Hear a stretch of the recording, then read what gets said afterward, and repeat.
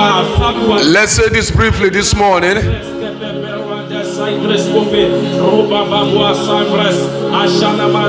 Sorry we could not make videos yesterday. It's actually because, some things came up and all that. And so that's it. See, I just want to say this briefly this morning. I read something in the Bible today that actually made me to start thinking within myself. During the creation of the world, God created the world in 7 days, as we all know. He first made the heaven and the earth. Then he created other things. He also separated the land from the water. The water he called sea, and the dry part he called the land. And he commanded things to start germinating from the ground. And he said they were for food and for herbs also. And they were for consumption in general. If I am to generalize it, they were for consumption for man. And after some every other thing he created, he now said, let us make man in our own image and likeness. Let me stop there. My question is, what have you put on ground rather?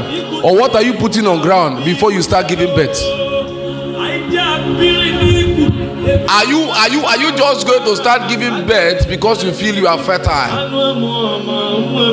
See, you give birth to children according to the amount of children you can take care of. See, there is this mentality that does not go that way with me. You say children are gift from God. Yes, it's true. But overpopulating your household and not having a means to raise them is like bringing children into the world to suffer. Before God created man, God created everything in place and then made man to come and enjoy those things. God was still telling man, he said, eat from everything that I have created. Use them as herbs, use them as food. But he commanded and said, don't touch one. What I'm talking about this morning is that what have you put in place before you start raising babies, before you start making babies? You may be married and yet not be ready to train a child. You may be married and yet not be responsible enough to raise a child. See, you don't raise children by assumption. You don't raise children by what you think may come. There must be something on ground, because from the first day the child is giving birth to, the child needs love and care. And in taking care of a child, you need financial stability to an extent.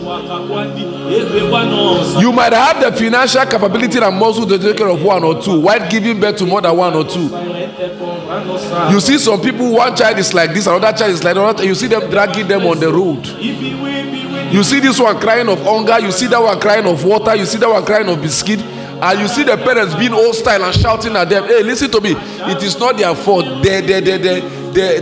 of the way children are wired, they are wired to request, they are wired to ask, they are wired to cry when they are hungry, because they believe that the one that gave birth to them should be able to provide and take care of them just as they are. They are kids. I think men of God should also start advising members to give birth to the total number of children that are taken care of. There's a difference in where you have like 1, 2, or 3, and then you lost your job or you lost your business and things became bad, than a man that doesn't have a good source of income, a woman that doesn't have a good source of income, giving birth. Every year, every 2 years, you are having 1, you are having 2, you are having 3, you are having 4, and yet you don't have the means to take care of them. And yet you are calling one brother in church that chose not to give your children money. You are calling him a wicked brother. Say, after all, we are brothers in Christ, we are sisters in Christ. They didn't become rich because of you. They are not working because of you. You must learn how to invest in yourself and learn how to calculate what you have before you start bringing children into the world. Don't bring children into the world that will suffer. Don't bring children into the world that will look less in front of other children. There are so many persons, you just see them, they'll say, oh, this woman say, my body they fertile. Anytime my husband just touch me, I become pregnant. Hey, control yourself, you are not a goat. You are not an animal. You are rational. You think. Doesn't it feel bad to you that you bring children to the world that sleep without eating? Not because you lost your job, not because your business failed. It's because you never had the means to take care of them. So why continuing? Why giving birth continually? If it is one you can take care of, have that one. Whether it's a male or a female. See, there is no gender of child that is useless. So I'm saying, no, I'm giving birth because I want a male. I'm giving birth because I want the children. There are so many people that don't have any. And yet they have the means to take care of them. There are so many persons that have the means to take care of 20 children, and yet they give birth to 1, 2, 3. And yet you see a man that is a bricklayer. You see a woman that sells pure water. You see her having a child that is 2 years old. You see her being pregnant for another one. You are being wicked to yourself. You are bringing forth seed to the world to suffer.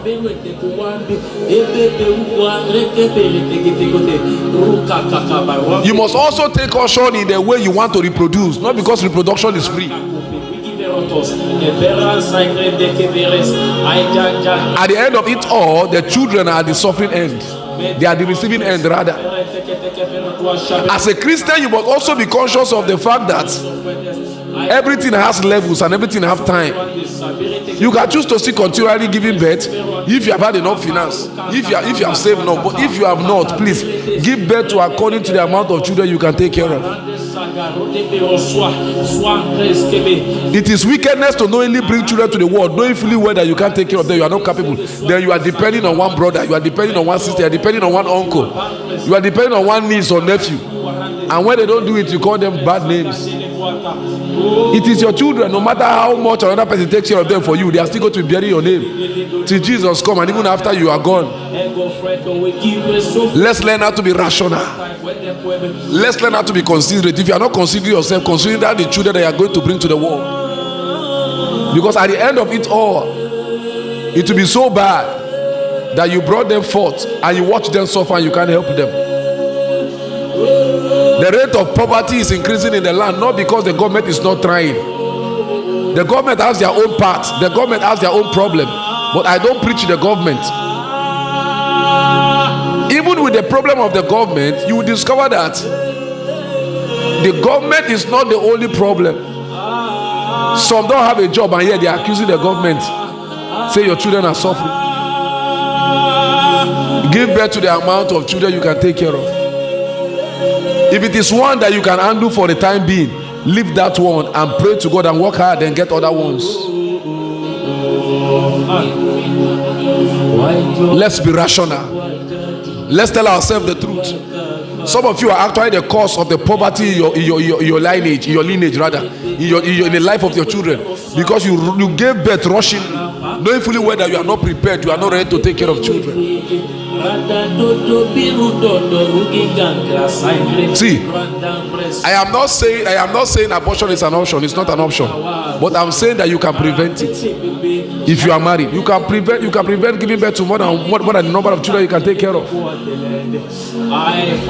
you know how many children do not feed well? Do you know how many children do not go to school? Because they were giving birth to under a circumstance that was not ready to cater for them. Heaven help those who help themselves. And in helping yourself, you will make sure you go for where you are ready for. I say cut your coat according to your material, not according to your size, because some may be so fat and yet they don't have money. At the end of it all, what God does not bless, He can never support. And what He does not support, He can never bless. Good morning.